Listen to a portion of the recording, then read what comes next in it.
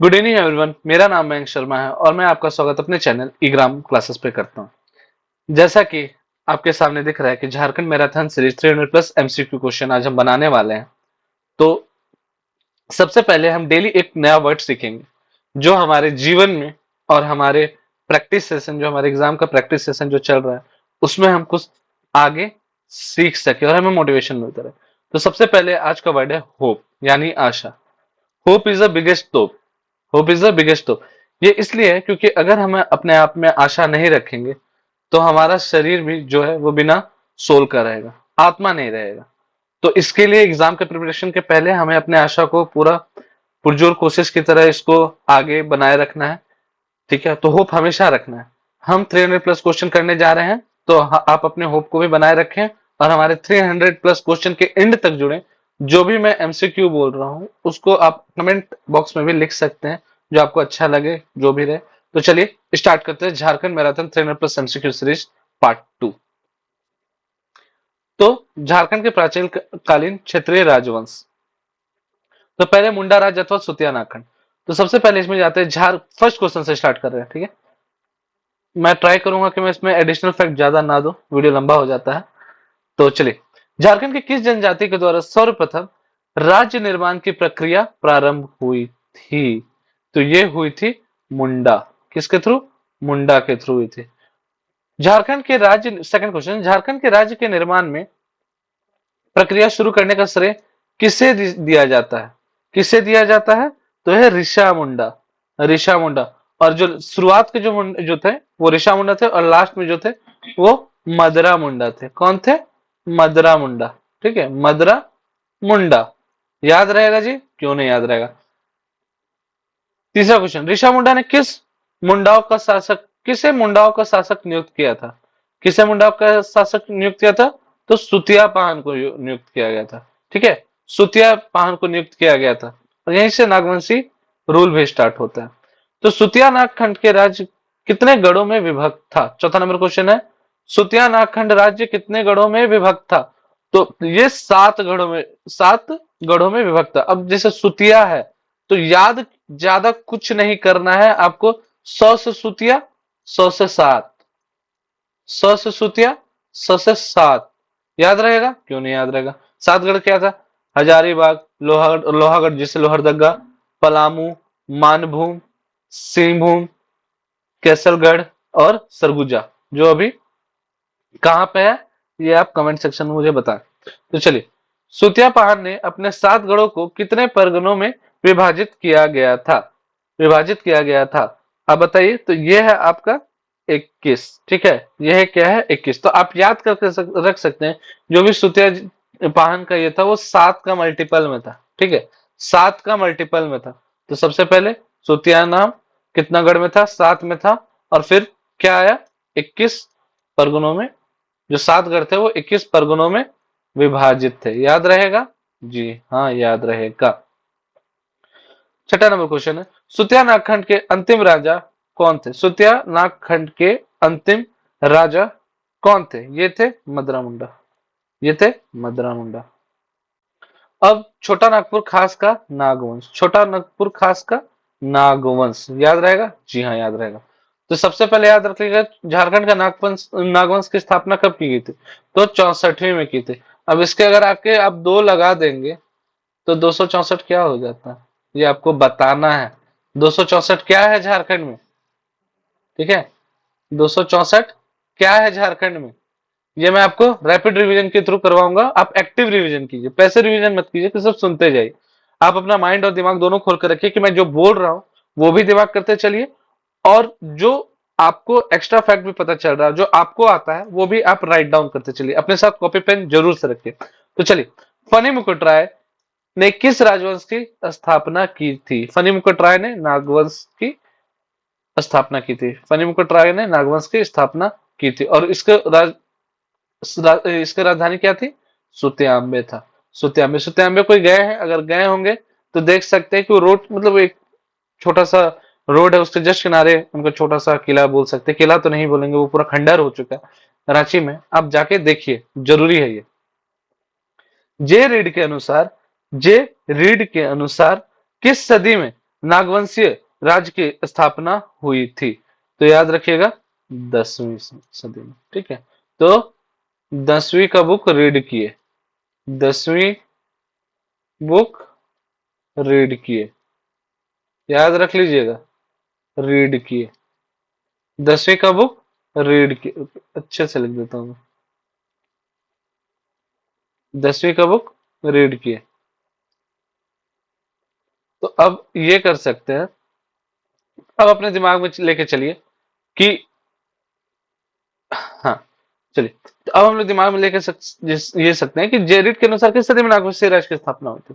वो थे 10वीं सदी में, वो थी 10वीं सदी में। चलिए, अब आगे आते हैं अपने 10वें नंबर क्वेश्चन में। निम्न में से किस नागवंशी राजा को आदि पुरुष भी कहा जाता है? आदि पुरुष किसे कहा जाता है? तो वो है फनी मुकुट राय। ठीक है, फनी मुकुट राय। अगर आप गोलमाल देखे हो, धमाल देखे होंगे, ठीक है, धमाल अगर देखे होंगे, तो जो आदि नाम का करेक्टर था, जो आदि नाम का करेक्टर था, वो क्या था? फनी था। ठीक है, वो आदि नाम का करेक्टर क्या था? बहुत ही फनी था। तो आप इसको याद ऐसे भी कर सकते हैं, कैसे भी कर सकते हैं, ऐसे भी कर सकते हैं। ठीक है, ऐसे भी कर सकते हैं। तो चलिए, फनी था। चलिए, अब हम आगे आ जाते हैं। नागवंश के किस राजा ने क्योंझर राज्य को पराजित किया गया था? क्योंझर क्या है, ये भी इंपॉर्टेंट है, ये मिनरल से रिलेटेड बहुत है। ठीक है, आप कमेंट सेक्शन में बताइए, क्योंकि मैं जो क्वेश्चन आपको बोल रहा हूँ वो आपके दिमाग में हिट होना चाहिए। तो नागवंश के किस राजा ने क्योंझर राज्य को पराजित किया था? तो वो किया था आपको मुकुट राय।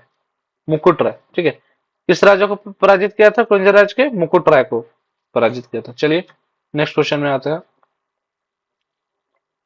फनी मुकुट राय ने अपने राज्यों को कितने परगनों में विभाजित किया था?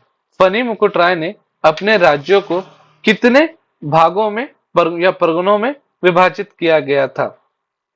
तो वो विभाजित किए थे 66। कितना में? 66, याद रहेगा, 66। सुतियांबे में सूर्य मंदिर का निर्माण किसके द्वारा करवाया गया? सुतियांबे में सूर्य मंदिर का जो निर्माण है वो किसके द्वारा करवाया गया? तो आप याद कर लीजिए, फनी मुकुट राय ही उसको ये किए थे, बनाए थे राजधानी। तो सूर्य मंदिर कौन बनाया होगा? तो फनी मुकुट राय। ठीक है, फनी मुकुट राय ने किसे गैर आदिवासियों को अपना दीवान बनाया था? तो इसको बनाया था भवराय श्रीवास्तव। भवराय श्रीवास्तव। इंपॉर्टेंट उतना नहीं है, फिर भी एक बार जान के रखिए, क्वेश्चन कहीं से भी आ सकता है।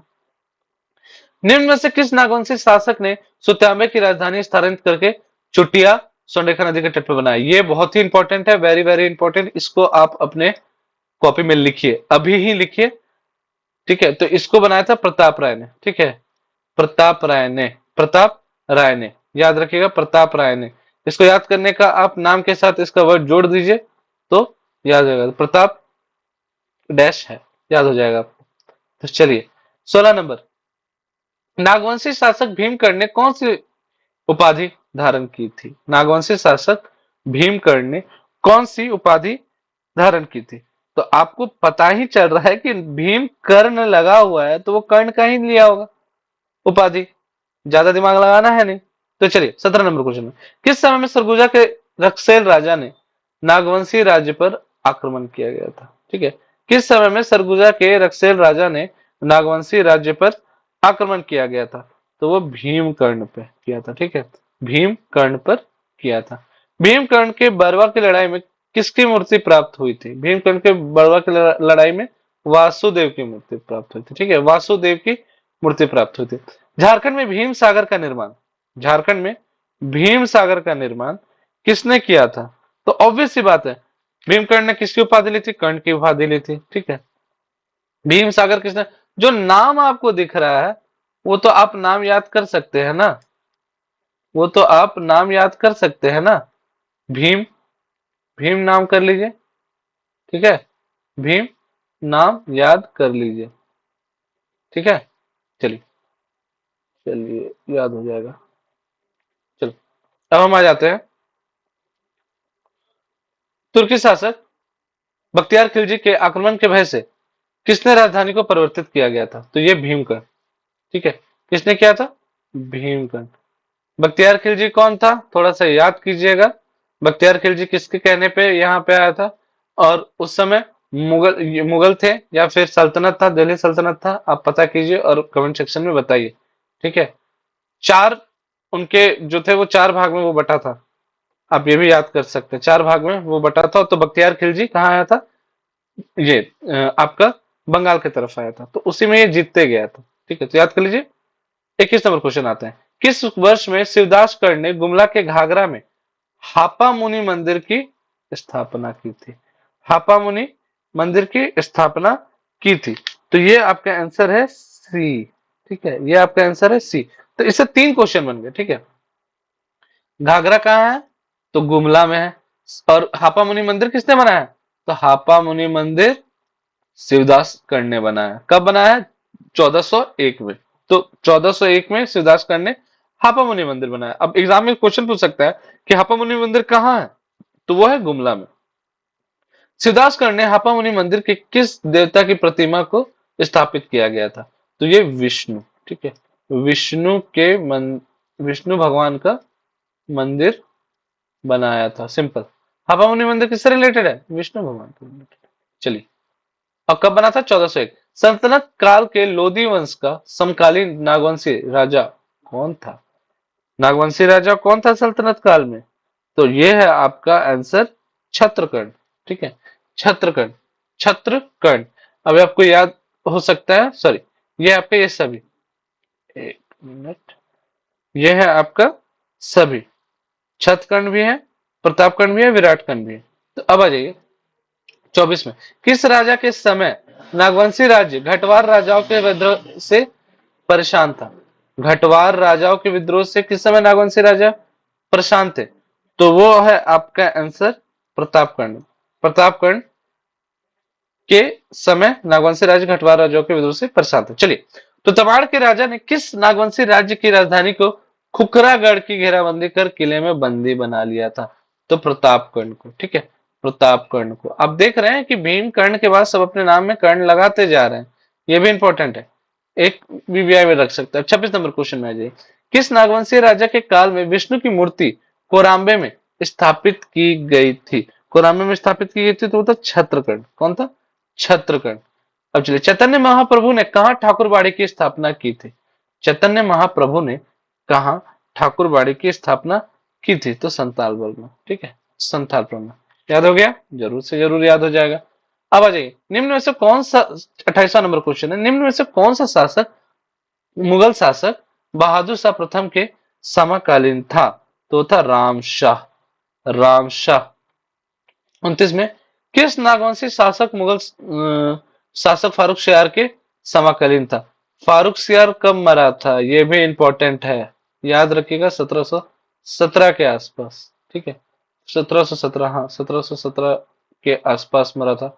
आप एक बार देख लीजिएगा। ठीक है, और जो आपका 1707 में कौन मरा था? तो औरंगजेब। औरंगजेब मरा था 1707 के आसपास। जो भी डाटा बोल रहा हूं एक बार इसको याद कर लीजिए। तो 29 नंबर क्वेश्चन का आंसर क्या है? इसका आंसर है यदुनाथ शाह। यदुनाथ शाह, ये भी बहुत बार नाम आपके पास आएगा। तो फारूक शियार के पास कौन था? यदुनाथ शाह था। मुगल सूबेदार सरबुलंद खान ने यदुनाथ शाह पर कब आक्रमण किया गया था? तो यह आक्रमण किया था 1717। याद रखिएगा 1717। तो मतलब 1717 में आक्रमण किया गया था। याद रखिए 17 नंबर क्या होता है? तो खतरा होता है। 17 क्या होता है? तो खतरा होता है। और खतरा होगा तो युद्ध होगा। तो याद कर लिए, युद्ध होगा। किस समय में बिहार के सूबेदार फखरुद्दौला ने छोटा नागपुर पर आक्रमण किया था? वो है शिवनाथ शाह के टाइम में। क्या था? शिवनाथ शाह के टाइम पे। और क्यों किया था? कि वो 12, जो उस समय उनके बात नहीं मान रहे थे, और जब आक्रमण हुआ तो उन्हें 12,000 रुपए की मालगुजारी देने का आह्वान हुआ और वो उनको मानना भी पड़ा। ठीक है, तो उदयनाथ शाह के समय, बिहार 32 नंबर क्वेश्चन है, उदयनाथ शाह के समय बिहार का मुगल सूबेदार कौन था? उदयनाथ शाह के समय बिहार का मुगल सूबेदार कौन था? तो वो तो उस समय था अली वर्दी खान। ठीक है, उस समय था अली वर्दी खान। अब आ जाइए, किसके शासनकाल में मराठाओं ने बंगाल पर आक्रमण करने हेतु झारखंड का प्रयोग किया था? तो श्याम सुंदर शाह के टाइम में। किसके टाइम में? श्याम सुंदर शाह के टाइम में। 34वें नंबर क्वेश्चन में हम आते हैं, किस वर्ष बालाजी राव व रघु जी भोसले के बीच में एक समझौते के अनुसार झारखंड क्षेत्र पर रघु जी भोसले का प्रभाव स्थापित हुआ। किस टाइम पे हुआ था? तो ये है आपका 1743। 1743 कुछ इंपॉर्टेंट डेट याद कर लीजिए 1743 का, और कमेंट सेक्शन में बताइए। मुझे तो याद है, आप बताइए। ठीक है, आप बताइए क्या इंपॉर्टेंट है इसमें। चलिए अब हम आ जाते हैं 35 में। मराठों ने झारखंड के किस क्षेत्र का शोषण किया था? मराठों ने ये झारखंड के किस क्षेत्र का शोषण किया था? तो भैया आप सब याद कर लीजिए, छोटा नागपुर, खास पलामू, ये सभी का शोषण किया था। ठीक है, ये ऑल होगा, ये ऑल होगा, ऑल, ऑल। ठीक है, याद होगा। नागवंशी शासकों की राजधानी का सही क्रम पे बताइए। ठीक है, सही क्रम में बताना है नागवंशी शासकों का। तो आप याद कर लीजिए, पहला था सुतियाम्बे, फिर ठीक है चुटिया कौन किया था? तो प्रताप ने चुटिया किया था। ठीक है, चुटिया से खोखरा हुआ, खोखरा से दोयसा हुआ। दोयसा कहाँ है ये भी बताइए, पालकोट कहाँ है ये भी बताइए, रातूगढ़ तो आपको पता ही है। तो 1 2 3 4 5 6 याद हो जाएगा जी, याद हो जाएगा। अब आ जाए 37वें नंबर क्वेश्चन में। किस नागवंशीय राजा के समय में झारखंड में जमींदारी प्रथा का उन्मूलन हुआ था? क्या हुआ था? उन्मूलन हुआ था।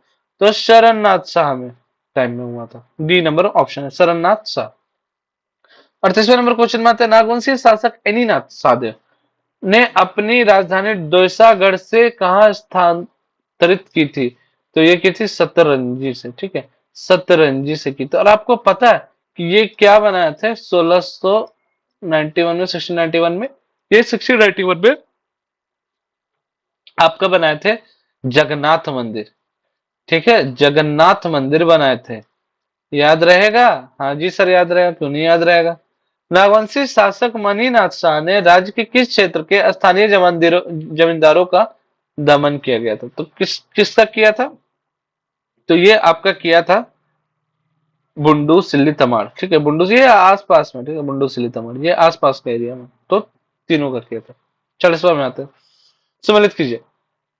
सुतियांबे कौन किया था जी? कोई बता सकता है ग्रुप में? अगर ग्रुप में बता सकता है तो आंसर कमेंट सेक्शन में कीजिए तुरंत। तो सुतियांबे फनी मुकुट राय। चुटिया बताया था कौन था? प्रताप था। पालकोट यदुनाथ शाह। पालकोट भौरव जगन्नाथ शाह। अब पलामू का रक्सेल वंश। ठीक है, रक्सेल वंश क्वेश्चन क्या आ सकता है? क्वेश्चन ये आ सकता है कि रक्सेल वंश कहाँ के थे? ठीक है, रक्सेल वंश कहाँ के थे? तो रक्सेल वंश पलामू। कहाँ के थे? पलामू के थे। तो चलिए, निम्न में कौन सा वंश पलामू के दक्षिण पूर्वी भाग में स्थित था? दक्षिण पूर्वी भाग में स्थित था, तो ये था रक्सेल वंश। ये था रक्सेल वंश। अब चलिए, अब हम लोग आगे आते हैं। रक्सेल रक्सेल वंश की शाखाएं कितनी थी? तो दो शाखाएं थी। ठीक है, दो शाखाएं थी, याद रहेगा। एक था हरहरगंज और दूसरा था महाराजगंज। ठीक है, एक था हरहरगंज और दूसरा और एक था महाराजगंज। आप ये याद कर सकते हैं, जैसे देवबंद तथा कुंडेलवा में विभाजित था। आप ये याद कर लीजिए, देवबंद तथा कुंडेलवा में विभाजित था। अब याद कर लीजिए रक्सेल वंश की कितनी शाखाएं थी? देव देवगन और कुंडेलवा। ठीक है, तो दो पार्ट में।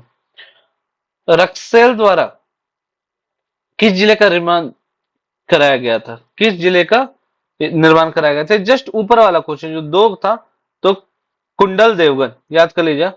रक्सेल का कुंडल देवगन, रक्सेलो का कुंडल देवगन पहनता है। रक्सेलो का कुंडल देवगन पहनता है। तो आप देखें अजय देवगन को कान में कुंडल लगा कर रखते हैं, शिव जी के बहुत भयंकर भक्त हैं। तो आप ऐसे भी याद कर सकते हैं। 44 नंबर क्वेश्चन में हम आते हैं, रक्सेल के समय झारखंड की किस जनजाति की संख्या सर्वाधिक थी? बहुत इंपॉर्टेंट है। आप ये ऐसा क्वेश्चन है कि जो कभी भी आ सकता है। तो ये आप 44वां नंबर में आप ये याद कर सकते हैं, ये ऑप्शन होगा खरवार।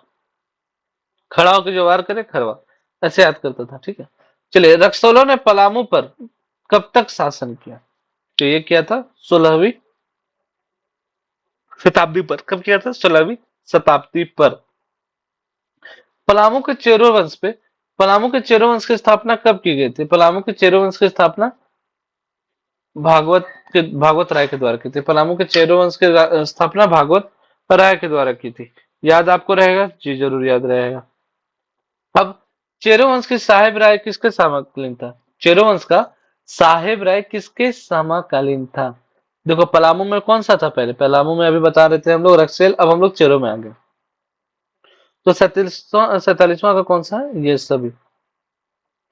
48वां में आता है चेरो वंश के किस शासक के समय मुगल सूबेदार सरबुलंद खान पलामू आया था? तो वो था रंजीत राय की तरफ।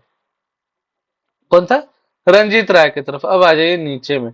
बिहार का सूबेदार फकरुद्दौला चेरो राज्य जयकृष्ण राय से कितने रुपए वह सालाना वसूलता था? तो ये वसूलता था 5,000। कितना वसूलता था? 5,000। अभी पॉकेट मनी नहीं है हम लोग का 5,000, ये वसूल लेता था उससे। ठीक है। अब आ जाइए, अब क्या हुआ था कि रंजीत राय को मारने के बाद जयकृष्ण राय बना यहाँ का हीरो, और हीरो में क्या दिया? 5,000 रुपया उसको देना पड़ता था। किस सूबेदार के द्वारा पलामू के चेरों पर आक्रमण किया गया था, जो मुगलों के पलामू पर अंतिम आक्रमण था? क्या था? अंतिम आक्रमण था। तो वो था आपका हिदायत अली खान। हिदायत दिया गया था लेकिन नहीं दिया गया, हिदायत दिया गया था आक्रमण करने का, तो लास्ट हिदायत दिया गया था। तो लास्ट लास्ट हिदायत मतलब अंतिम आक्रमण किया गया था। अब 51 में आ जाते हैं। पलामू में राजनीतिक सत्ता का ध्रुवीकरण किस वर्ष हुआ? तो पलामू में राजनीतिक सत्ता का ध्रुवीकरण आपका ये हुआ है, बताइए।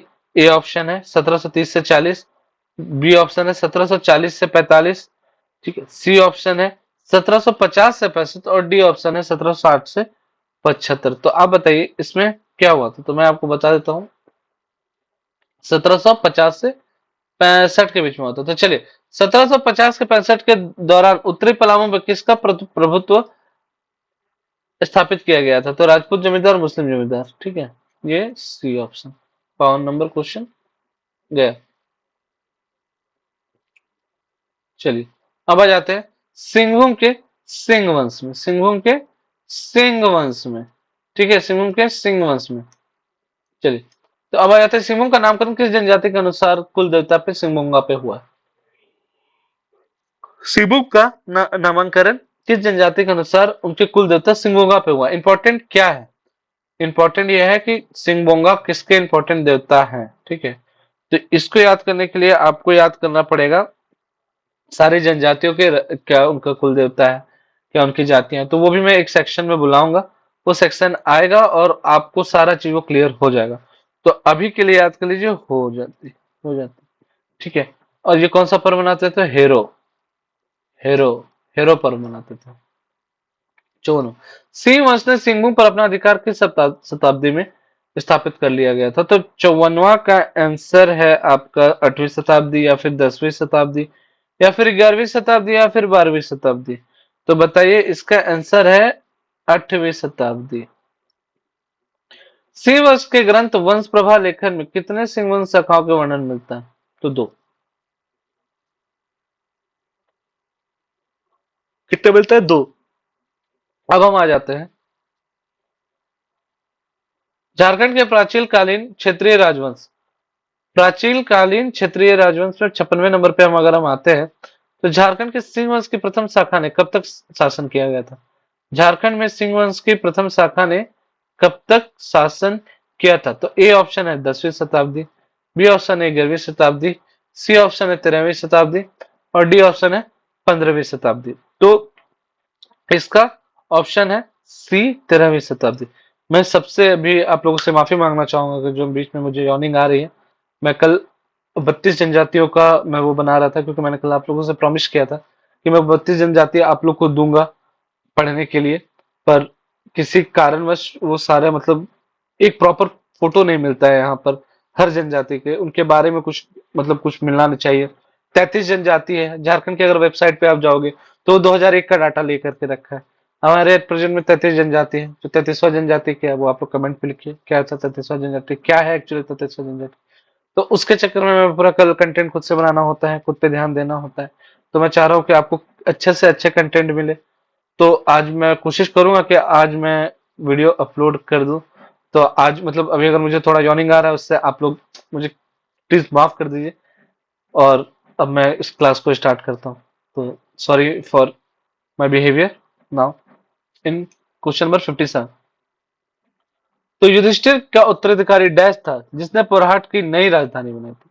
तो युधिष्ठिर का उत्तराधिकारी काशीराम था। ठीक है। युद्ध कहाँ हुआ? युद्ध काशी में हुआ। युद्ध का राम का युद्ध कहाँ हुआ? काशी में हुआ। ऐसे याद कर लीजिए। निम्न में से किस सिंह वंशीय शासक ने पौरा देवी को अपने राज्य की अधिष्ठात्री देवी के रूप में स्थापित किया गया था? ये तो अच्युत सिंह के द्वारा किया गया था। अच्युत सिंह के द्वारा किया गया था। अर्जुन सिंह प्रथम के बाद सिंह वंश का शासक कौन बना? अर्जुन सिंह प्रथम के बाद सिंह वंश का शासक अजीत सिंह बना। ठीक है। अच्छा सॉरी, मैं दूसरा क्वेश्चन पढ़ लिया हूं। अर्जुन सिंह के प्रथम के बाद सिंह वंश का शासक बना जगन्नाथ सिंह द्वितीय। ठीक है, जगन्नाथ सिंह द्वितीय बना। अब किस सिंह वंशीय शासक के अत्याचार के फलस्वरूप भूया जनजाति ने विद्रोह किया था? 60 नंबर क्वेश्चन है। किस सिंह वंशीय शासक के अत्याचार के फलस्वरूप भूया जनजाति विद्रोह शुरू किए गए थे? तो ये किए थे जगन्नाथ सिंह। क्या किए थे? जगन्नाथ सिंह किए थे। याद रहेगा।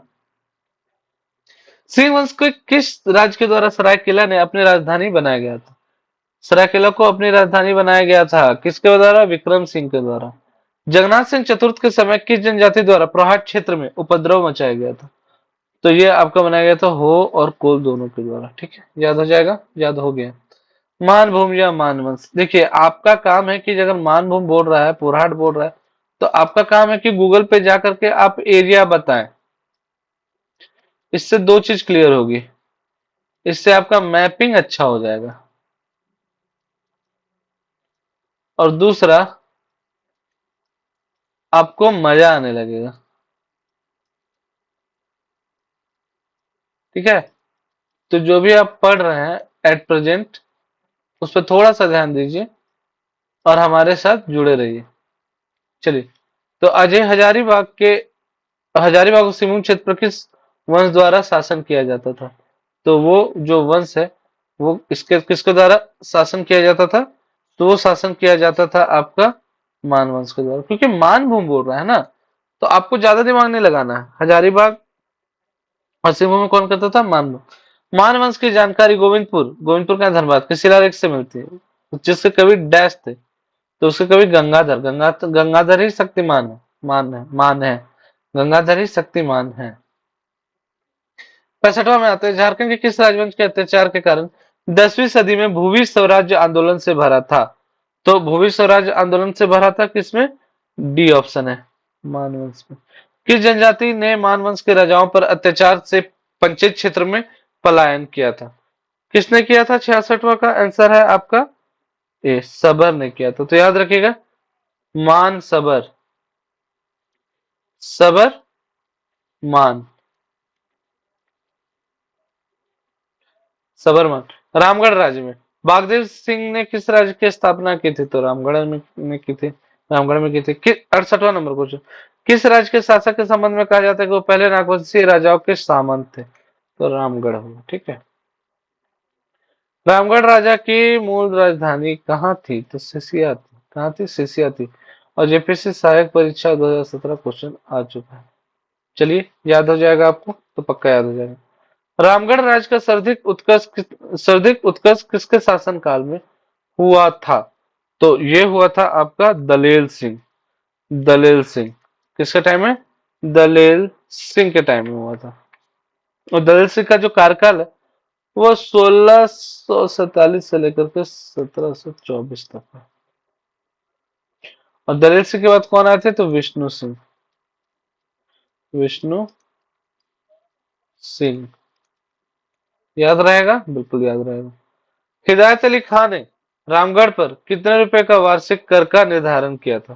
हिदायत अली खान ने रामगढ़ पर कितने रुपए वार्षिक कर का निर्धारण किया था? तो ये आप आंसर बताइए। तो ये था आपका 12,000। कितना? 12,000।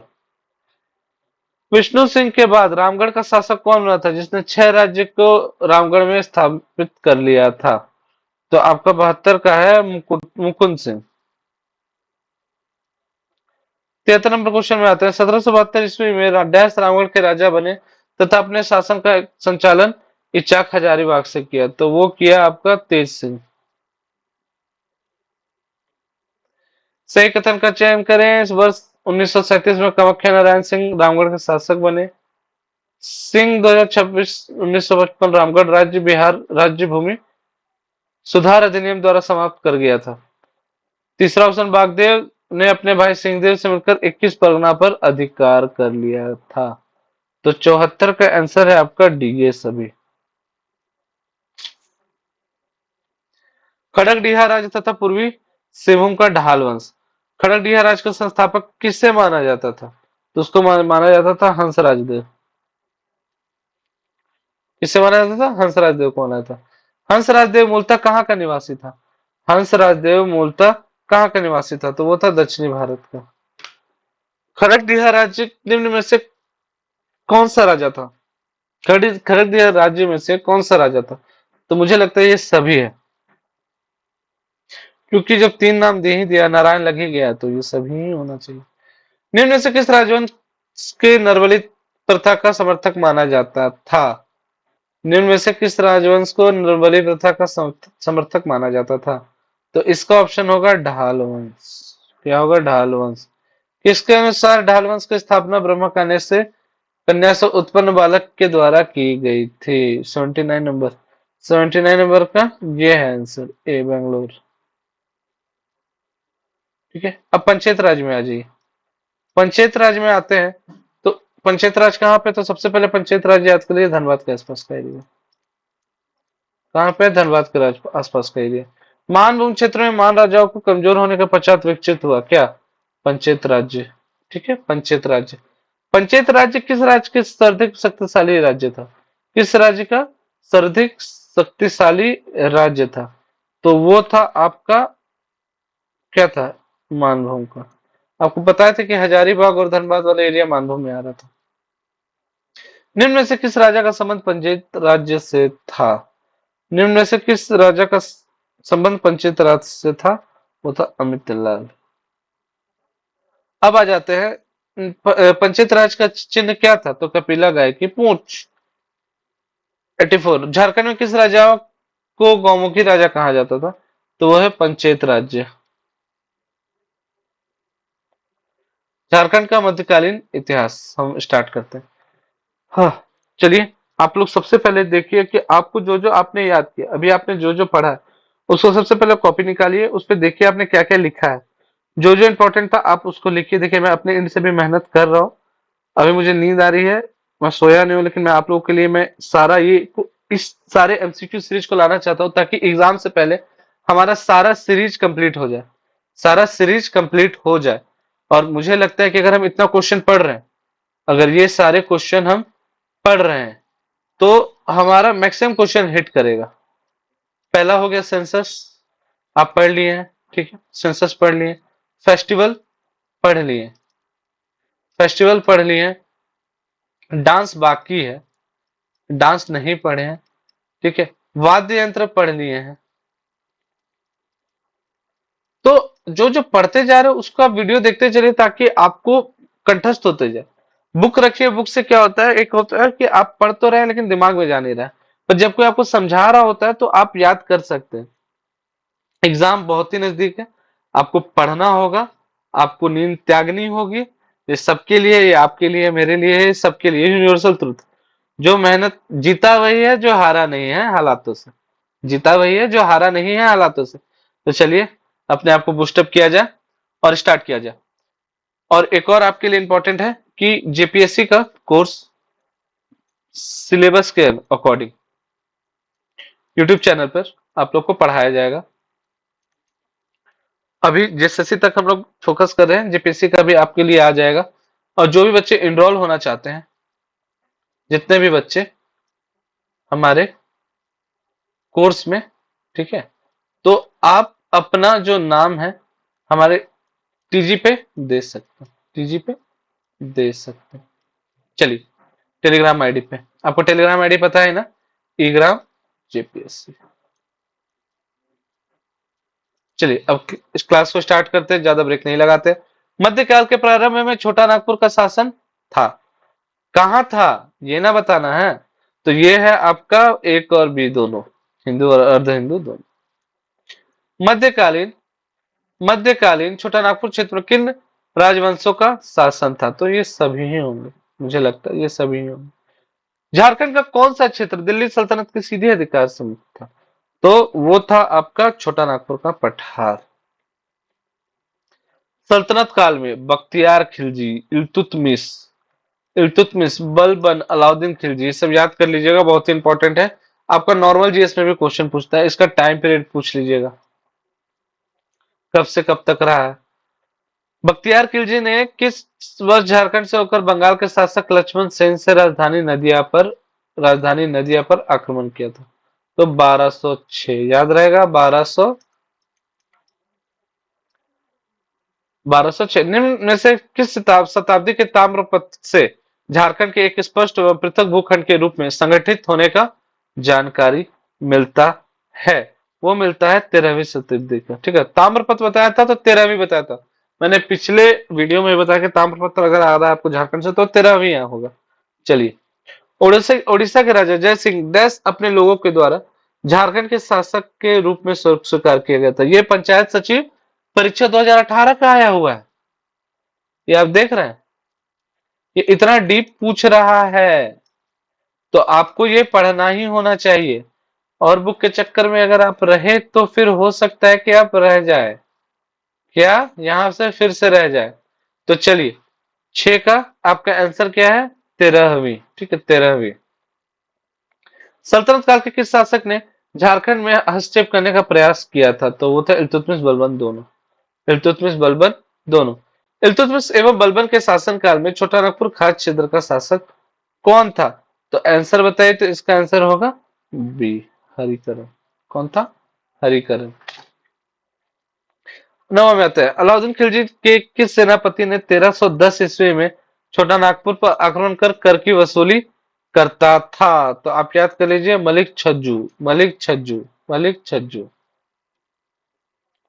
झारखंड के किस नागवंशी राजा ने अलाउद्दीन खिलजी की अधीनता स्वीकार कर ली थी? किस नागवंशी राजा ने अलाउद्दीन की स्वाधीनता स्वीकार कर ली थी? तो ये फनीमकोट राय और बेनू राय दोनों थे। चलिए, किस तुगलक शासक के समय तुगलक सेनापति मलिक मियां हजारीबाग क्षेत्र में चाय चंपा तक आया था? तो वो था मोहम्मद बिन तुगलक, एम बी टी। इसके साथ ट्रेजेडी बहुत हुआ है, आप एक बार हिस्ट्री पढ़ सकते हैं, पढ़िएगा तो आपको मजा आएगा। इब्राहिम अली के नेतृत्व में दिल्ली की सेना ने आक्रमण करके राज्य की बीघा किले पर कब अधिकार किया था? तो ये इसका आंसर है 1325, 1336, 1340, 1348।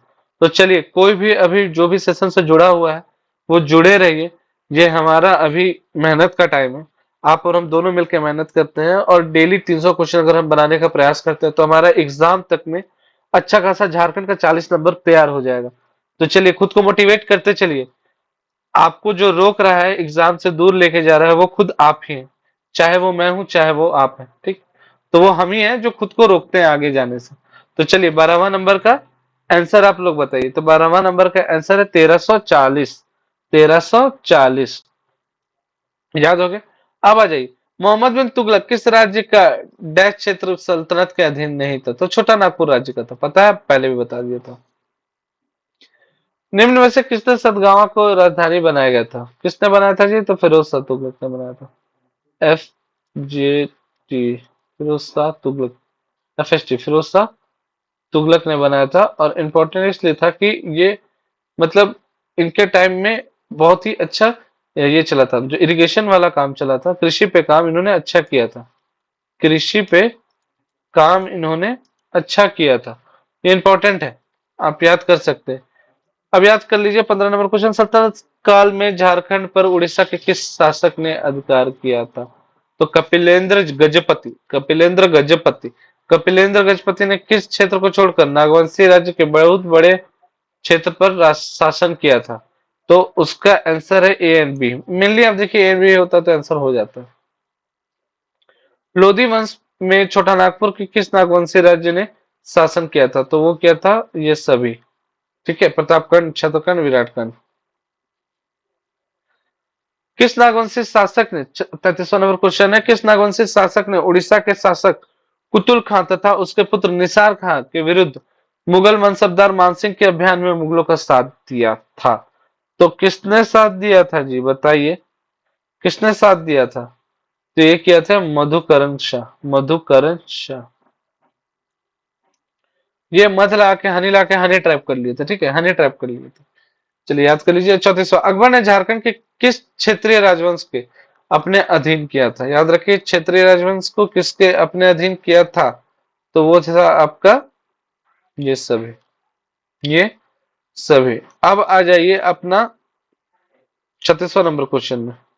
पलामू के चेरो वंश पुनः किस शासक के समय विकसित हो चुका था? पलामू का चेरो वंश पुनः किस शासक के समय विकसित हो चुका था? तो उसका आंसर आपका पढ़ के बताइए क्या हो सकता है। अकबर हो सकता है, शाहजहां हो सकता है, हुमायूं हो सकता है, मोहम्मद बिन तुगलक हो सकता है। तो ये आपका आंसर होगा अकबर। क्या होगा? अकबर। अब चलिए हम आते हैं 37 नंबर क्वेश्चन में। 37 नंबर क्वेश्चन में, मानसिंह के निम्न में किस किले का निर्माण पलामू पर आक्रमण करने के लिए किया था? तो 37वां नंबर का आंसर है आपका सिंहभूम है, पोरहाटी इनमें से कोई नहीं है। तो याद रखिएगा रोहतासगढ़ में हुआ था। तो दिल्ली से आ रहे थे ना, तो रोहतासगढ़ में किया था। और आपको पता है कि पलामू पे अगर आक्रमण करना पड़ेगा तो सिंहभूम में तो नहीं करेंगे, ऑब्वियस सी बात है। पोरहाट में तो नहीं ही करेंगे। तो अगर आप झारखंड का मैप भी देखिएगा, आप झारखंड का मैप भी देखिएगा, तो ये इधर से तो आक्रमण नहीं करते थे, दिल्ली इधर था, ये गया ये गया, अब बचा क्या? यही ना बचा। तो यहां से आक्रमण करते थे, इधर वाला। चलिए, अकबर ने डैश राजा मानसिंह को बिहार झारखंड का सूबेदार नियुक्त किया था। कब किया था जी? तो 1589 में, 1589 में। 39 क्वेश्चन, मानसिंह ने पलामू के चेरो राजा भगवत राय को किस वर्ष पराजित किया था? तो ये 1590, 1590 में पराजित किया था। चेरो ने किस वर्ष मुगलों की सेना को पराजित कर पलामू पर पुनः अपनी सत्ता स्थापित की? पलामू में पुनः अपनी सत्ता स्थापित की। तो ये था 1605। आप सोचिए, चिरो ने मुगल सेना को कब किया, हालत खराब किया? 1605 में। इंपॉर्टेंट है, सोचिए थोड़ा। निम्न में से कौन सा राजा मुगलों के अधीनता को स्वीकार कर मानसिंह के अंगरक्षक दल में शामिल हो गया था? तो ये था रंजीत सिंह। 1592 में मानसिंह 1592 में मानसिंह ने किसे बंगाल की राजधानी बनाया? बताइए, किसे बंगाल की राजधानी बनाया था? ऑप्शन है आपके पास साहिबगंज, रोहतासगढ़, पलामू, धनबाद। तो इसका ऑप्शन है राजमहल।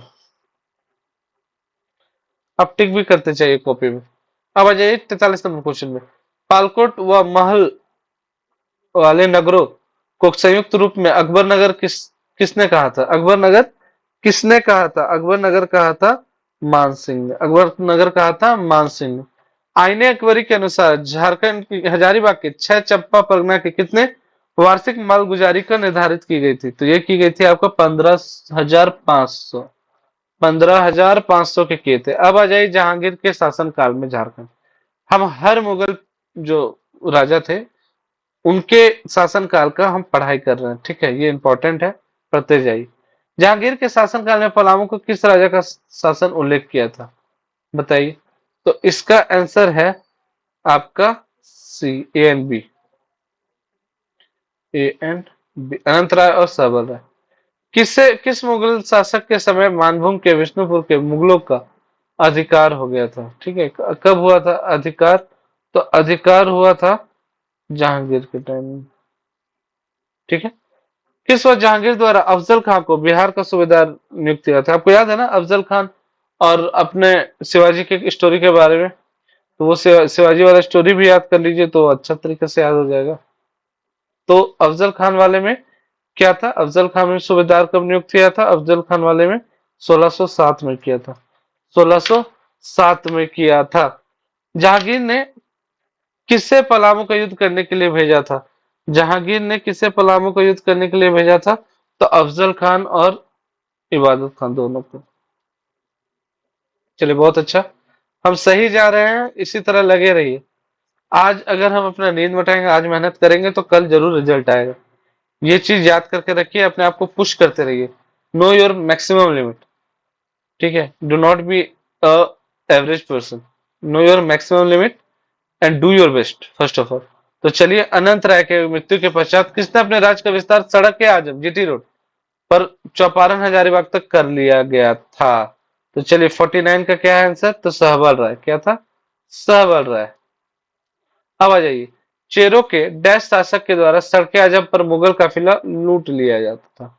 मुगल काफिला लूट लिया जाता था, ये आंसर कौन बताएगा? तो ये आंसर बताएगा मैं ही, सहबल राय। ठीक है, सहबल राय। किस मुगल शासक ने अपने मनोरंजन हेतु सहबल राय के एक बाघ से लड़ने का आदेश दे दिया था? ये आप कहानी जानिए, ये बहुत ही इंपॉर्टेंट कहानी है। अगर कोई इंपॉर्टेंट कहानी देखता है तो वो जहांगीर थे। जहांगीर थे। ये बहुत इंपॉर्टेंट कहानी है, ये कहानी को आप पढ़िए, कुछ पढ़िए इसके बारे में, फिर मैं आपको एक डिटेल वर्जन बताऊंगा। ठीक है, चलिए, सॉरी। अब आ जाइए, जहांगीर ने जफर खां का बिहार का सूबेदार कब बनाया था? तो 1612 में। संग नदी से हीरे प्राप्त करने का तरीका विवरण किस मुगल शासक की आत्मकथा में की गई है?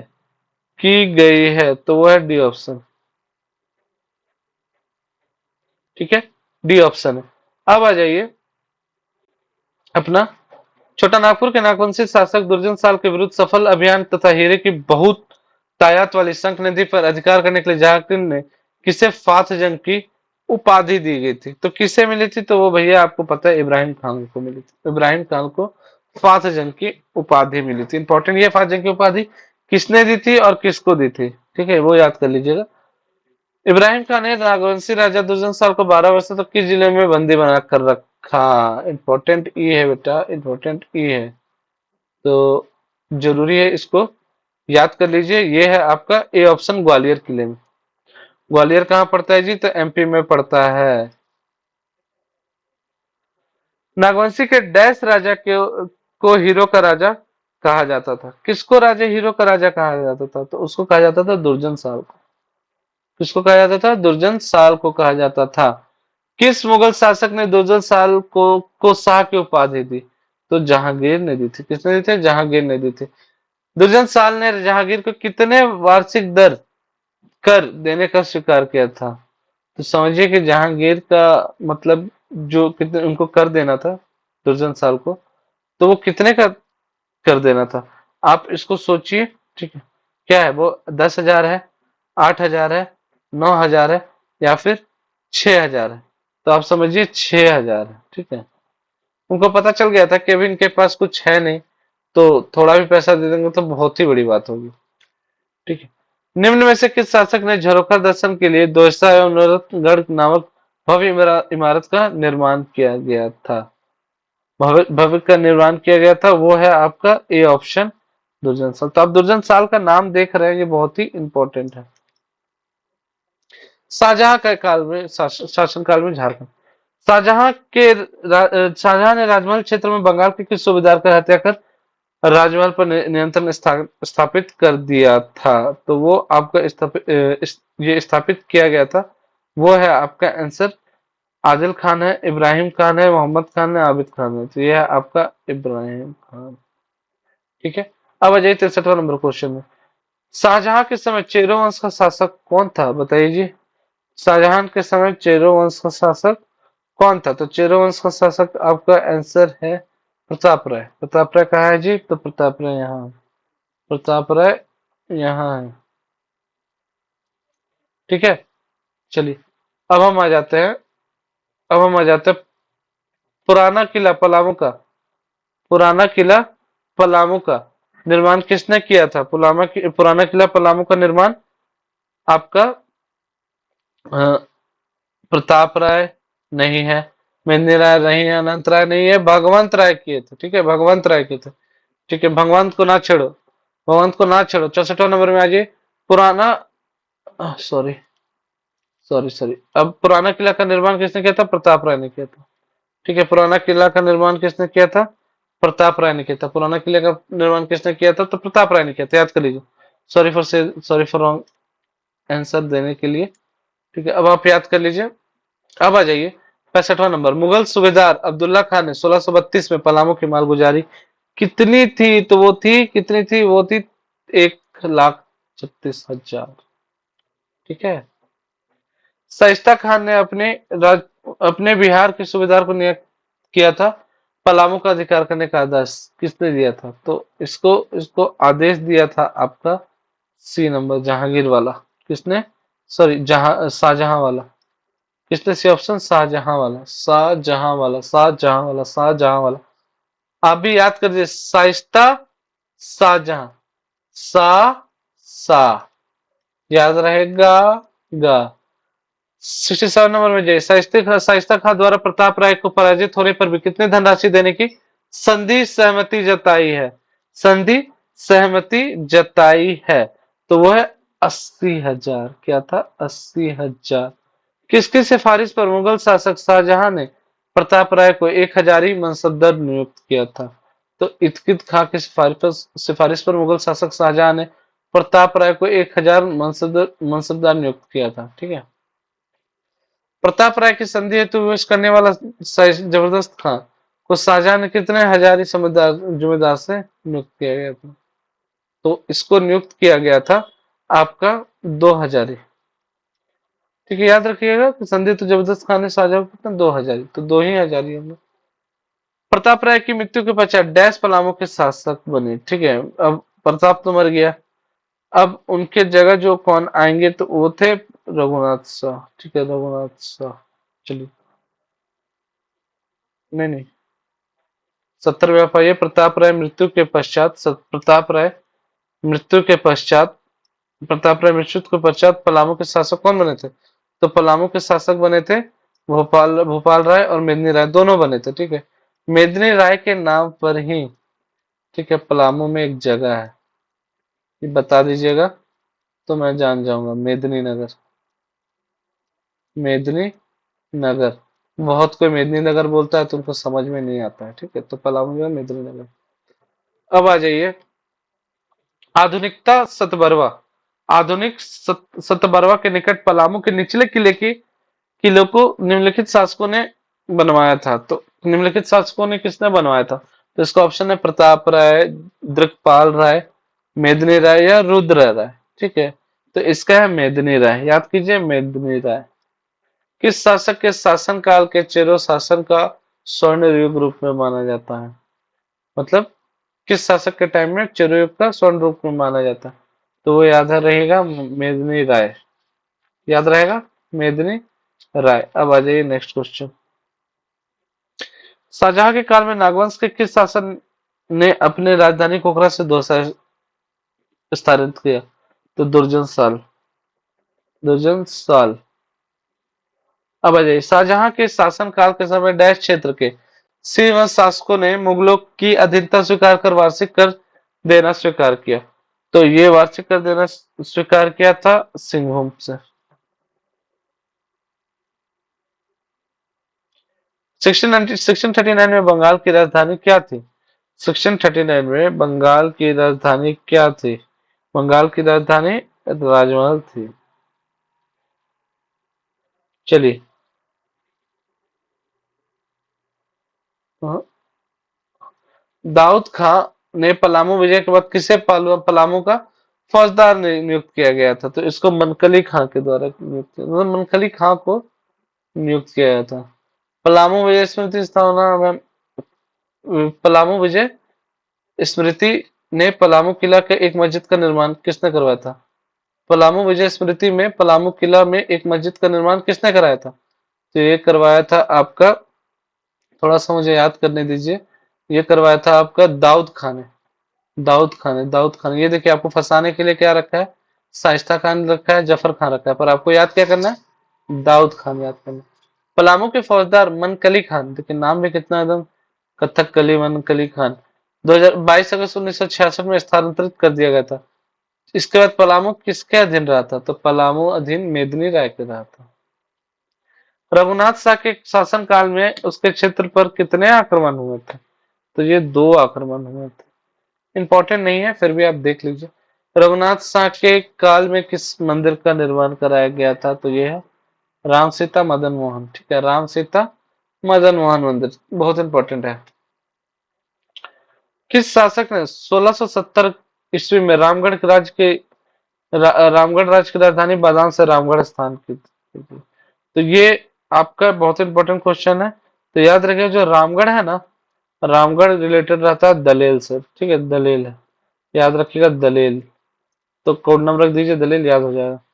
औरंगजेब के समय झारखंड का कौन सा जिला मुगल सत्ता से बाहर रहा है? बहुत इंपॉर्टेंट है, ठीक है, इसको याद कर लीजिए। तो ये होगा धनबाद।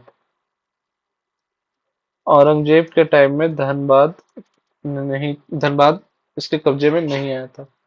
तो चलिए 88 में आते हैं। किस मुगल शासक की मृत्यु के बाद झारखंड स्वतंत्र हो गया था? तो वो था औरंगजेब की मृत्यु के बाद। तो औरंगजेब का मृत्यु कब हुआ है? 1707 में, 1707 में। जो भी देख रहे हैं वो हमारे साथ जुड़े रहे, हम बहुत मेहनत कर रहे हैं आप लोगों के लिए, ठीक है। और आपको हमारी मेहनत 1 मंथ के अंदर दिख जाएगी, और मैक्सिमम 3 मंथ के अंदर, जो आपको प्रॉपर अच्छे तरीके से सिलसिलेवार तरीके से दिखेगी। हम कंटेंट के ऊपर अच्छा रिसर्च कर रहे हैं, मेहनत बहुत लग रहा है क्योंकि हमारी टीम बहुत छोटी है, और उस छोटी सी टीम में मेहनत करना आपको पता है कि क्या ये है।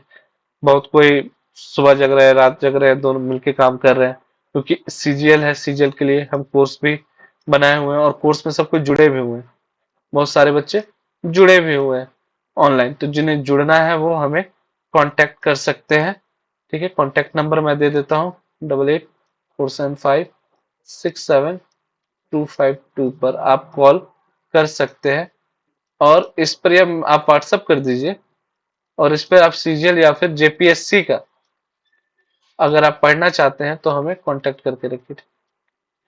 ये कांटेक्ट करके रखिए, किस किस चीज का आपको कांटेक्ट करना है? तो आपको कांटेक्ट करना है सीजीएल अगर आप कर रहे हो, या फिर जेपीएससी कर रहे हो, या फिर जेएसएससी का कोई भी एग्जाम आप कर रहे हो, तो उसका हम अच्छे तरीके से अभी हम लाइव क्लास भी करवाते हैं, तो ऑनलाइन भी क्लास करवाते हैं। तो आपका एक प्राइवेट बैच बना हुआ रहेगा, आप उसमें पढ़ सकते हैं। तो चलिए स्टार्ट करते हैं। उत्तर मुगल काल में झारखंड, उत्तर मुगल काल में झारखंड के किस राजा ने मुगलों को कर देने से मना कर दिया था?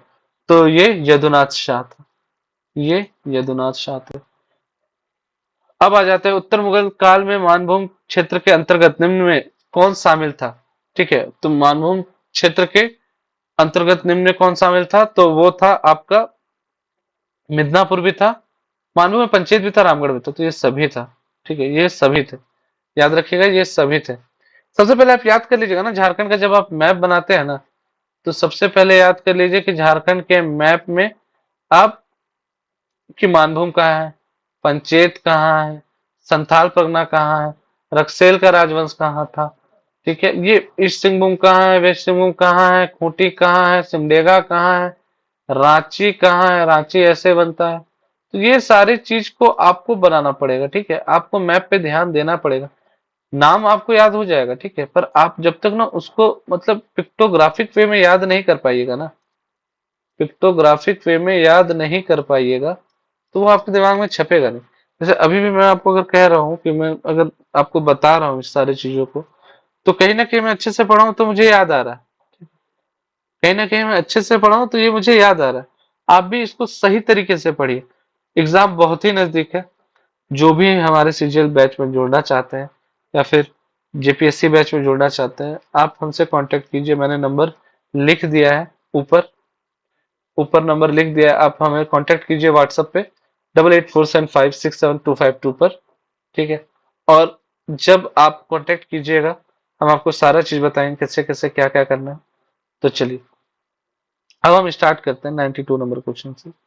92 नंबर क्वेश्चन, किस वर्ष तक छई चंपा राज्य दलेल सिंह के नियंत्रण में था? चई चंपा क्या था?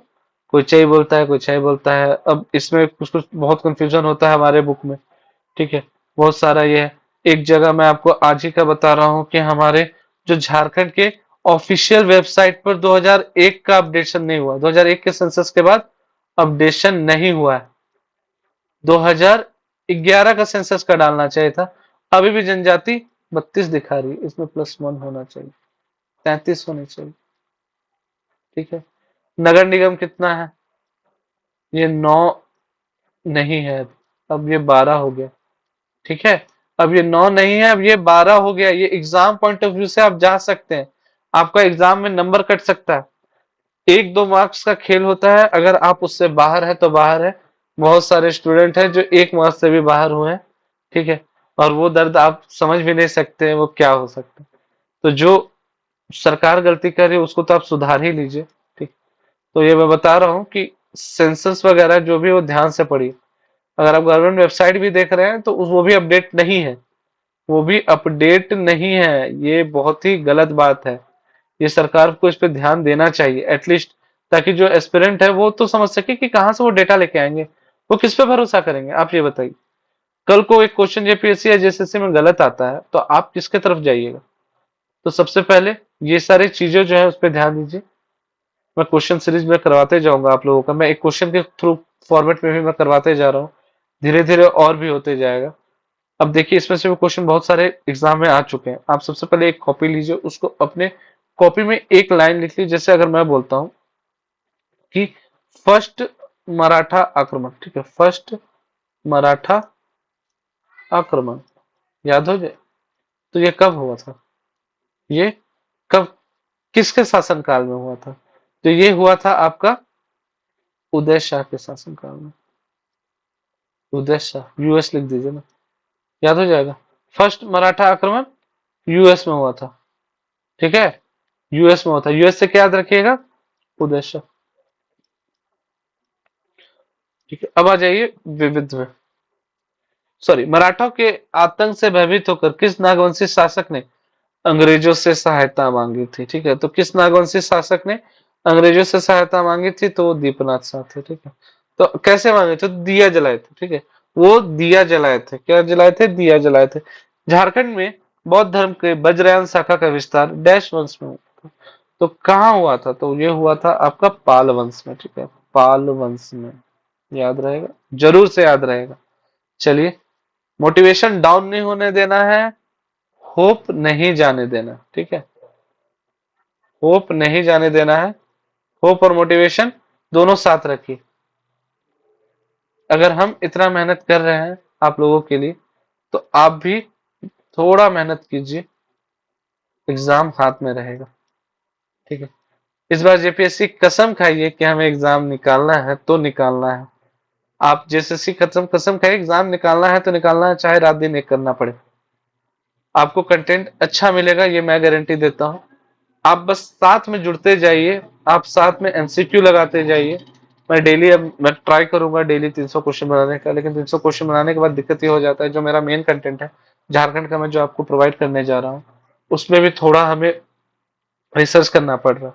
और रिसर्च के लिए हमारी बड़ी टीम है नहीं, जो टीम है उसी में हम रिसर्च करते हैं, देखते हैं 3 4 5 जगह से हमें सारा डाटा देखना पड़ता है। गवर्नमेंट वेबसाइट होगी, गवर्नमेंट वेबसाइट पे जाकर के देखना पड़ता है, कुछ कुछ चीज गवर्नमेंट वेबसाइट पे भी गलत होती है, ठीक है। यहाँ पे इमेज मिलने में थोड़ा मुश्किल होता है, तो मैं जितना भी सरल बनाना चाह रहा हूँ उसमें थोड़ा टाइम लग रहा है। तो मैं अगर आपसे अगर वादा करता हूँ कि मैं लाऊंगा तो मैं पक्का लाऊंगा, ठीक है।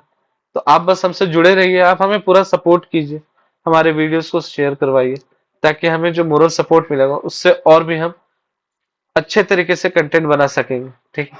तो चलिए स्टार्ट करते हैं। 98 पे हम आते हैं। झारखंड के किस वंश के शासकों को मुगल कालीन ग्रंथों में जमींदार एक खां आलमा कहा गया है, जमींदार एक खां आलमा कहा गया है। तो ये कहा गया है नागवंश को, ठीक है, नागवंश को कहा गया। अब हमारा 100 होने वाला है, ठीक है, 100 होने वाला है। आप हमारे साथ जुड़े रहे हैं, जैसा कि मैं मेहनत कर रहा था वैसा आप भी मेहनत कर रहे थे। आप जुड़े रहिए। आज आप देखिए, आज पहला दिन से आप जुड़े हैं, दूसरा दिन से जुड़े, तीसरे दिन से जुड़े। आप देखिएगा कि जब हम 60 दिन पहुंचेंगे ना, हम बाकी जो मेहनत नहीं कर रहे उनसे बहुत ही आगे रहेंगे। जो मेहनत नहीं कर रहे, नंबर लाने वाले 3 लाख फॉर्म भरने वाले हैं, 3 लाख फॉर्म भरेंगे, उसमें से उसी का होगा जो ज्यादा मेहनत करेगा। मेहनत सब कर रहे हैं, कहाँ एक्चुअल एफर्ट डालना है, एफर्ट भी कहाँ डालना है वो भी ध्यान रखना है। अभी आप ओवरऑल करते चलिए, जो वीडियो डाल रहा हूँ उसको आप एक बार गो थ्रू जाइए, फॉर श्योर गो थ्रू जाइए। फिर जो एमसीक्यू करवा रहा हूँ उसको आप वीडियो देखते देखते वन वर्ड आंसर टाइप से बनाए, वन वर्ड आंसर टाइप से बनाए, पूरा आंसर लिखने का जरूरत नहीं है। ये पक्का है कि अच्छा खासा आपका कवर हो जाएगा सिलेबस। और ये सारी जो क्वेश्चन है ये मुझे नहीं लगता है कि आपको कहीं और भी दिखता होगा। हाँ, कुछ जो मेन क्वेश्चन है वो तो दिखेगा, लेकिन कुछ में डीप डीप से भी क्वेश्चन आता है, जैसे पंचायत सचिव में क्वेश्चन आ रखा है डीप से, तो आप इसको भी करते चलिए। मैं ये बार बार इसलिए बोल रहा हूँ, मैं हर वीडियो में ये बात नहीं बोल सकता हूँ। इस वीडियो में इसलिए बोल रहा हूँ कि ताकि आप ध्यान दीजिए, आपका ध्यान, आपका मेहनत ही हमारे एफर्ट्स को रंग लाएगा, एफर्ट्स को रंग देगा, ठीक है। अभी हमारा एफर्ट्स इतना दिख रहा है, और जब आपका रिजल्ट आएगा तो ये इतना हो जाएगा। तो चलिए अब हम पढ़ते हैं 99 नंबर पे। तो मुगल शासक के टाइम में चेरो शासक कौन था? एक चीज याद रखिए, जो राय वगैरह लग रहा है अंत में, तो वो चेरो शासक कौन था? तो इसमें चेरो शासक का भी रहता है। तो अब आप कर लीजिए कि अकबर के समय में कौन था जी। तो आप थोड़ा सा दिमाग लगाइए। कमेंट सेक्शन में कोई है जो बता सकता है? कोई है जो बता सकता है? तो बहुत के लिए अकबर भगवान है, ठीक है, बहुत के लिए अकबर भगवान है, तो भगवत रहा। क्या है? भगवत रहा। जहां अनंत है, जो जहां है, जो वर्ल्ड है वो अनंत है। जहां अनंत है तो जहांगीर अनंत है। अकबर को भगवान माना जाता है। शाहजहां, प्रताप शाह, प्रताप शाह याद कर लीजिए। जहां अनंत है और प्रताप शाह, तो याद कर लीजिए, इसमें कंफ्यूजन नहीं होना चाहिए। जहां जो आगे हुआ था वही अनंत है, लास्ट वाला को नहीं जोड़ना। लास्ट वाला प्रताप शाह राय याद कर लीजिए, प्रताप शाह राय। और औरंगजेब को आपको पता ही है, मेघमी राय था। औरंगजेब की मृत्यु कब हुई थी? 1707। ठीक है, फिर लड़ाई किसके किसके बीच हुआ था? फारूक सियार से कौन लड़ा था? याद है किसी को जी? फारूक सियार कैसा व्यक्तित्व का बंदा था? ये बहुत ही इंटेलेक्चुअल पर्सनालिटी था फारूक सियार, ठीक है, बहुत ही इंटेलेक्चुअल पर्सनालिटी था। इसको मल्टी लैंग्वेज था ये, मल्टी लैंग्वेज था, इसको लैंग्वेज बहुत अच्छे से आती थी। और एक बोला जाता है ना कि ज्ञानी था, लिटरेट पर्सन था। 1717 में इसकी मृत्यु हो जाती है, ठीक है, 1717 में इसकी मृत्यु हो जाती है। फरमान भी देता है, बहुत सारी चीजें हैं। ये हम अगर इस वीडियो में पढ़ने चले तो मैं ऑप्शन के साथ भी आपको बहुत सारा ऑप्शन बताते चलूंगा, उसको मैं अगर डिस्क्राइब करने चलूँ तो इस वीडियो को थोड़ा 100 क्वेश्चन के बाद ये आते हैं। छोटा नागपुर के पठारी क्षेत्र में दिल्ली सल्तनत के सीधे अधिकार से मुक्त था। पहला, अलाउद्दीन खिलजी 1206 में झारखंड के से होकर नदिया पर आक्रमण किया था। औरंगजेब के शासनकाल में हजारीबाग क्षेत्र में रामगढ़, कुंडा, केंदी, खड़गडीहा के 6 प्रमुख राज्य थे, और रामगढ़ के उत्तर पूर्व में खड़गडीहा स्थित था। बताइए, 100वां क्वेश्चन है ये आप लोग के लिए। ये आप बताइए कि क्या है, ठीक है। मैंने ये मैं एक हिंट दे देता हूँ कि अलाउद्दीन खिलजी तो नाम नहीं था, जो इसके पिछले एमसीक्यू में भी मैं बता सकता हूँ। पिछले एमसीक्यू में भी मैं बता सकता हूँ कि अलाउद्दीन खिलजी नाम नहीं था भारत से। कौन आक्रमण किया था? सोचिए, सोचिए आपका क्या था? नदिया होकर किस पे आक्रमण किया था? ये बख्तियार खिलजी था, बख्तियार खिलजी था। चलिए, देखिए कितना आसान हो जाता है ना, अगर आप ना जुड़े रहिएगा, पढ़ते रहिएगा तो बहुत ही आसान हो जाएगा। मैं अभी इन चीजों को, सारी चीजों को मैं समेट रहा हूँ। अगर एक बार हम पूरा कवर कर ले, फिर देखिए, अगर हम 1 से 500 क्वेश्चन में बनाते हैं तो हमारा 500 क्वेश्चन वो 1000 क्वेश्चन के बराबर हो, क्योंकि हम ऑप्शन को भी साथ में लेकर चलेंगे, ठीक है। तो आते हैं 101 क्वेश्चन पर। निम्न में से सही कथनों का चयन करें। मोहम्मद बिन तुगलक के समय छोटा नागपुर, अच्छा मैंने इसका आंसर नहीं बताया, सॉरी सॉरी, मैंने इसका आंसर नहीं बताया है। ये दो गलत हो गया, ठीक है, दो गलत हो गया। जब दो गलत हो चुका है तो फर्स्ट और सेकंड ऑप्शन गया। अच्छा, ये आंसर दिया हुआ है, सॉरी, आंसर दिया हुआ है तो इसका डी ऑप्शन है, इसका डी ऑप्शन है। चलिए अब आ जाइए। मोहम्मद बिन तुगलक के समय में छोटा नागपुर के नागवंश के शासक हरिकर्ण था। आपको बताना है, ठीक है, ये आपका क्वेश्चन है, ये आपका क्वेश्चन है कि कौन था? हरिकर्ण था। सल्तनत काल में झारखंड पर उड़ीसा के गणपति वंश ने आक्रमण किया था। ये भी मैंने अभी पढ़ाया था, अगर आप वीडियो को पूरा देखिएगा तो आपको समझ में आ जाएगा। खान देश के शासक आदिल शाह द्वितीय को झारखंडी सुल्तान कहा गया। अब ये क्वेश्चन तो थोड़ा हार्ड आ चुका है, अब आपको बताना है। तो इसमें गजपति वंश तो सही है, ये मैंने पढ़ाया था। और एमबीटी के टाइम पे नागवंश का शासक हरिकर्ण था, याद रखिएगा, ये था। अच्छा, एमबीटी को याद करते हैं, ये मतलब ये कुछ भी पॉलिसी लाता था ना, तो इसको मतलब बाउंस बैक कर जाता था, ठीक है। ये क्वाइन पॉलिसी लाया, तो लोग इतने चंट थे कि इसको चूना लगा दिए।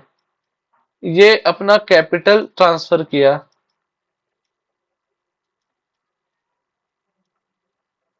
इसमें भी इसको चपत मिला। फिर ये कर बढ़ाया, टैक्स बढ़ाया, फिर इसमें भी इसको चपत मिला। तो बेचारा आइडिया बहुत अच्छा लगता था, ठीक है, ये वे अहेड ऑफ टाइम था, ये बंदा वे अहेड ऑफ टाइम था। बट देखो यही होता है, आपके पास प्रॉपर आइडिया है, पर इम्प्लीमेंटेशन के लिए ना,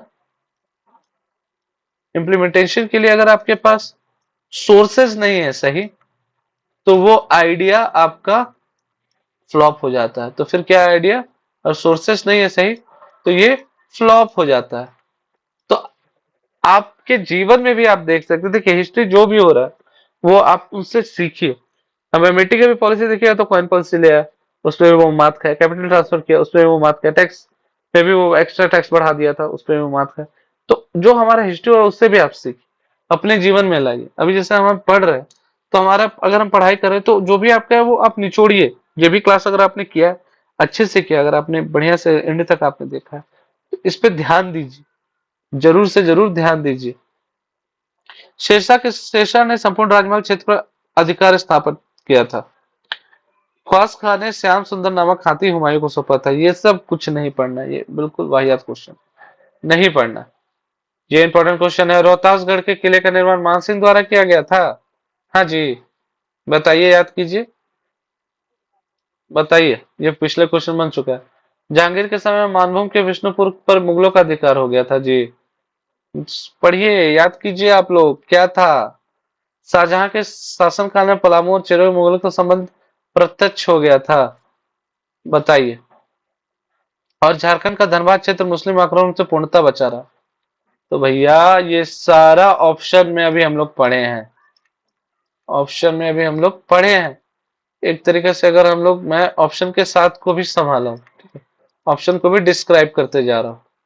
मोरलेस हर को तो नहीं कर सकता, बहुत सारे ऑप्शन को भी किया हूं। तो ये सभी में है, ये सभी में। ये जो फैक्ट दिख रहा है ना, ये आप जॉट डाउन करते जाइए, ये आप जॉट डाउन करते जाइए, ये आप जॉट डाउन करते जाइए, ताकि आपको दिक्कत ना हो नेक्स्ट में, ठीक है। ये सभी है, ये आप जॉट डाउन करते जाइए। चलिए, तो आज हम यहीं पे समाप्त करते हैं। हम लगभग बहुत सारा क्वेश्चन कर लिए हैं, एग्जाम में आने वाले क्वेश्चन को भी हमने कवर किया है रिलेटेड। अब हमारा ये रहेगा कि हम अगले क्लास में भी 300 प्लस क्वेश्चन को सॉल्व करेंगे। इंपॉर्टेंट है सॉल्व करना, ठीक है, इंपॉर्टेंट है सॉल्व करना। और धीरे धीरे, जैसे कि आज मैं बताया कि आज मैं सो नहीं पाया था, वो आपका ट्राइब बनाने के चक्कर में, तो मैं ट्राइबल वाले के लिए मैं पीछे में लगा हूँ, अच्छा आपको कंटेंट दे पाऊँ। और अगर वो अच्छा कंटेंट बन पाया, इमेज नहीं मिल पा रहा है हमें, वो जो एक्चुअल जनजाति जो होते हैं 32 जनजाति और एक नया जनजाति जो जुड़ा है, तो उसके लिए आपको, और जनजाति है सिर्फ वो जनजाति नहीं, जनजाति का शादी वगैरह। तो अभी मैं एक जो अभी जो नेक्स्ट लेक्चर लाऊंगा, वो मैं नॉर्मल सिर्फ जनजाति का एक परिचय बताऊंगा। मतलब एक बॉक्स बना के मैं आपको बता दूंगा, अच्छा ये जनजाति है, इसका पॉपुलेशन है। और जो भी ट्राइबल म्यूजियम नहीं घूम रहे हैं, ठीक है, एक बार ट्राइबल म्यूजियम जाइए प्लीज। आप ट्राइबल म्यूजियम जाइए, वहां पे बहुत सारा चीज अच्छे तरीके से दिया हुआ है। तो चलिए, आप लोग का बहुत ही धन्यवाद है। आप इस चैनल को ग्रोथ करवाइए, आप लोग इसको बढ़ाइए, शेयर कीजिए जो भी हमारे दोस्त हैं। और अगर आपको सेशन अच्छा लगता है, इसको लाइक सब्सक्राइब जरूर से जरूर कीजिए, ठीक है। और आज हम मेहनत कर रहे हैं, याद रखिएगा, कुछ दिन में बहुत सारे कोई का जॉब तो जरूर से जरूर लगेगा। तो चलिए, इसी बात के साथ मैं क्लास को समाप्त करता हूँ, और मैं ट्राई करूंगा कि आज मैं वीडियो डाल सकूं, ठीक है। अगर वीडियो डला जाता है तो बहुत ही अच्छी बात है, अपलोड हो जाता है तो चलिए, धन्यवाद, मैं क्लास समाप्त करता हूँ। Thank you.